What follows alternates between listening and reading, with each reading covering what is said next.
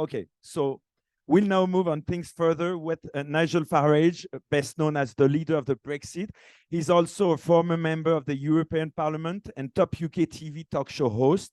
After starting his work life as a commodities trader at the London Metal Exchange, he started to go into politics because of the Maastricht Treaty. Founding member of UKIP in 1993, he started fighting for Brighton's European withdrawal. After forcing the Conservative Party to hold a referendum, he even gained the name of Mr. Brexit from Donald Trump.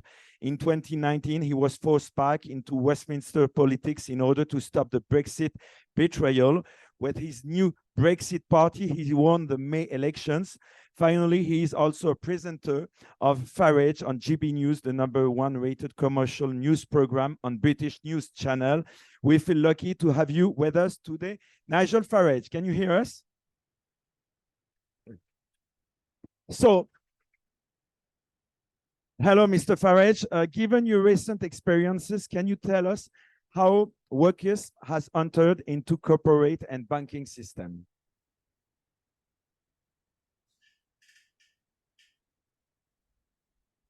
Alors, est-ce que M. Farage nous entend? Un petit décalage. D'ailleurs, on avait l'image. Et il nous a souri. Donc, I have the impression he was hearing us.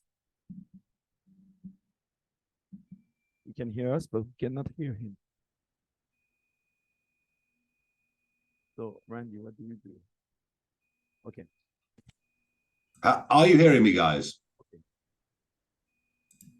Okay, I do it again. Hello, Mr. Farage. Thank you to be there. So, given your recent experiences, I was asking you, can you tell us how Wokeism has entered into corporate and banking system? How can we fight against it? Absolutely. I take it you're now hearing me loud and clear. Good evening, everybody. Sorry not to be there with you in Paris, but I'm off tomorrow on a big expedition away for several weeks. That's why I couldn't attend. So we know already that wokeism, well, basically Marxism, because that's what it is. It's Marxism, it's using race, it's using gender to try to divide us, just as just over 100 years ago, the Marxists used class in Russia to bring down the Tsar. We know that our academic institutions are literally poisoned from top to bottom. And it's not just universities, it goes through secondary schools, even right down to the age of sort of 5, 8-year-olds being taught things that most parents don't think are appropriate. We know that the left-wing woke culture has completely overtaken the public sector. No surprise there. But what I learned this year was the extent to which wokeism had gone through the private sector, the banking sector in particular. Now, we've all heard about ESG investing. You know, we take your pension money and we invested in wind energy. We invested in things that probably won't make any money, but we feel better for doing it because we show the world what great citizens we are. So here was my experience. I'd banked with the National Westminster Group since 1980. Had a personal account there for 43 years. In my time, as you said in your introduction, as a commodities broker in the City of London, I ran a business account for 9 years, running my own company. And I currently run my own company account through a subsidiary of that bank called Coutts, but it's 100% owned by the NatWest Group. I have income from media, from a variety of things. I get a phone call to say, Mr. Farage, we are closing your personal account and your business account, and you've 60 days to find alternatives. Quite a shocking phone call to receive after 43 years. I asked for a reason, and I wasn't given one. I was told the letter would explain everything. A few days later, a letter came, and it said absolutely nothing. Just, we are closing your accounts. You have 60 days to find alternatives. So off I went to find alternatives. And look, I mean, let's be frank about it. I'm not rich, but I'm certainly not poor. I have good income. I have solid cash balances. I've never had any judgment, any financial judgment against me of any kind at all. You know, I don't take money from third world dictators or anything like that. You know, I run a pretty regular financial life, never had problems with the tax authorities or anything of the kind. I went off around London and I had interviews and I filled in forms, and 10 banks refused me. 10 banks said, no, we can't do your business. It's too difficult. It's too risky. You know, you are a politically exposed person. Now, I was lucky. I was lucky that one of the very few good things that Tony Blair did was to bring in a Freedom of Information Act. So I was able to write to the bank to issue what's called a subject access request. And after 30 days, back came this document. And it was quite extraordinary.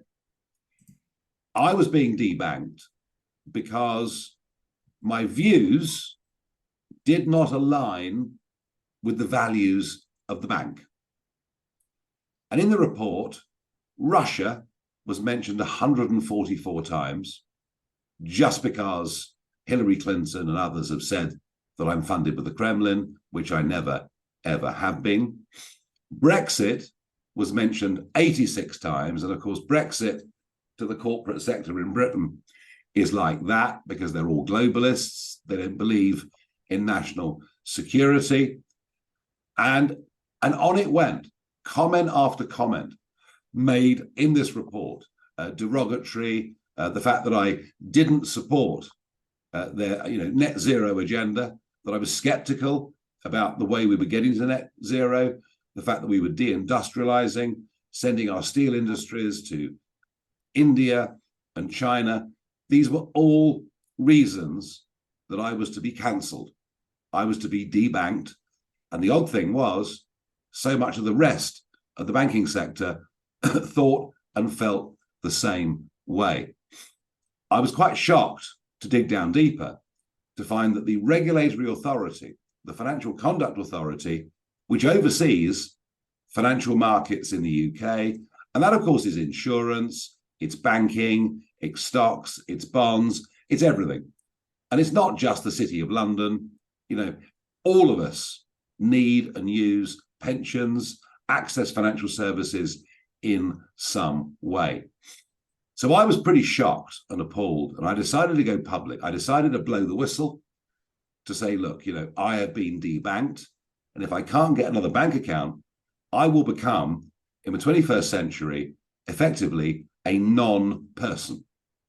Because you can't live, you can't exist without a bank account, without means to pay and receive money. Because cash, well, there are some circumstances in which you can still use cash, but frankly, not enough. So I went public, and I was met, it was extraordinary. I was met with an avalanche of emails and letters from people saying they've done the same thing to us too. And it now turns out that 1 million people in Britain have had their bank accounts closed over the course of the last 5 years. Not many of them for their political views, but because they've received a payment that was considered to be odd. And this all goes down to rules and regulations made in Brussels, made by the European Union, that basically say that we have to adopt and support an agenda of diversity and inclusion. And that within the banks means that they now promote people according to their ethnicity, according to their stated gender. Although in the case of NatWest Bank, who I had this enormous row with, their ID badges are interchangeable. So you can be a man one day and a woman the next day. And I'm really, honestly, truly not making this up. This is how deep all of this has gone. And it's happened through equalities legislation. It's happened through even the regulators themselves insisting that private companies operating within the financial services sector abide by a certain set of political values. And that is diversity matters more the nobility. That climate change must be believed like an absolute religion, and that open borders and free movement of people is a good thing that should never, ever be questioned. So this rot is in the banking sector. It's in the insurance sector. In fact, it operates right throughout the entirety now of our private corporate businesses. It really has. The rot has now set so incredibly deep that it's unbelievable. And the people that pay the price are people like me who have opinions that they don't agree with. Vicars. There was a vicar who went into his bank in Yorkshire because they literally decked out the front of the bank in Gay Pride Month, colours, rainbow colours and slogans, and said, look, I bank with you because I think you're a secure place to have my money. I want to transact through you. I don't bank through you to be given political signals. They cancelled his account. Others get cancelled for a whole variety of reasons, but the customers themselves are never, ever told. So there is a major scandal that is going on right at the heart of our financial services industries, without which none of us can actually live and survive in the 21st century. Well, I fought them very hard. I fought them very publicly. I'm pleased to say that the chief executive of NatWest has been forced to resign. The chief executive of Coutts, the subsidiary, has been forced to resign. The government have said that it is an outrage that anybody should be debanked as a result of their political opinions. So it looks on the face of it that I've secured some massive victory, but I'm not so sure that I have, because my fear, and by the way, I said this in the European Parliament in 2013, I said, I really think we're now being governed by a new unholy trinity of big business, big banks, and big politics. And I don't think I knew in 2013 how far ahead of the curve I was. I'm winning little victories. We may well get some legislative changes in our country. We don't have, unlike in France, we don't have the absolute right to a bank account. And maybe that's something that I'll win. But what I've revealed is that this terrible Marxist culture is now deep within the private sector, right across the Western world. And they must be sitting there in Beijing, literally laughing their socks off.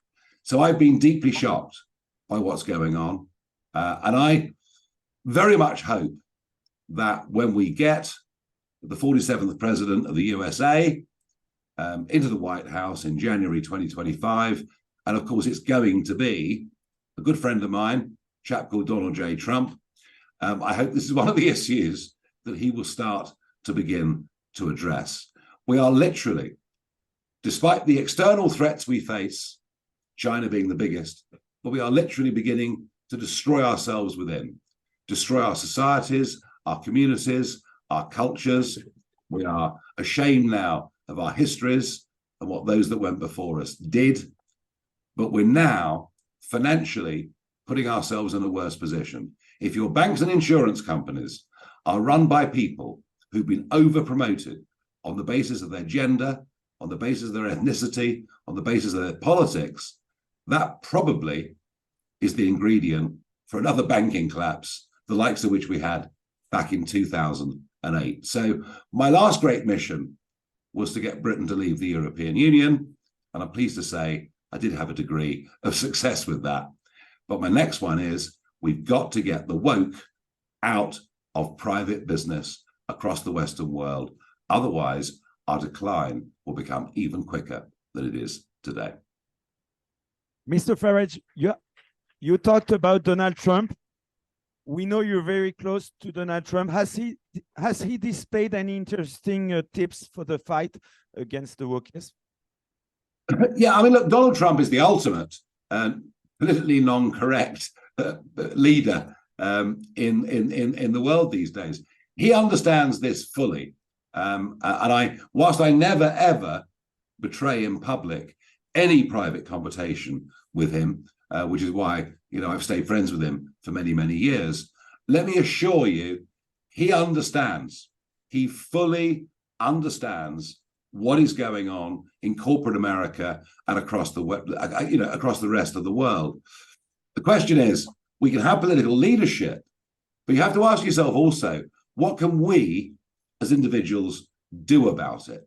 Well, in the end, after being turned down by 10 banks, Lloyds Bank in the UK, established a few hundred years ago, Lloyds Bank's chief executive said, we would never, ever get rid of a customer on the basis of his or her personal, political, legal views. And so I've moved my account to Lloyds Bank. I think many others have followed. So we all have a bit more power than we think. We're all able to choose where we spend our money, what we do. And sometimes people, talk about boycotts. I don't believe in boycotts because they're negative.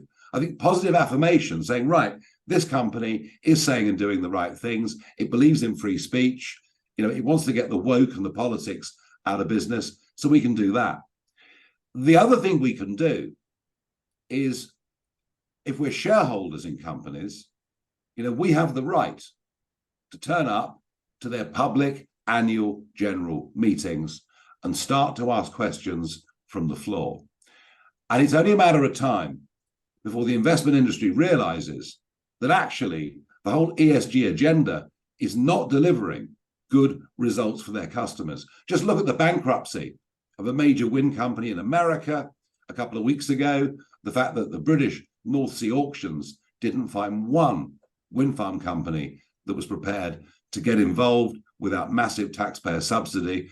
And look at the fact that actually oil and gas companies have done terribly well. So I think actually all of us can give a little push to say, look, our pensions, our investment, our insurance, our banking, all of this should be completely apolitical. So I would say to everybody in the room and outside that actually we have more power as individuals than sometimes we think.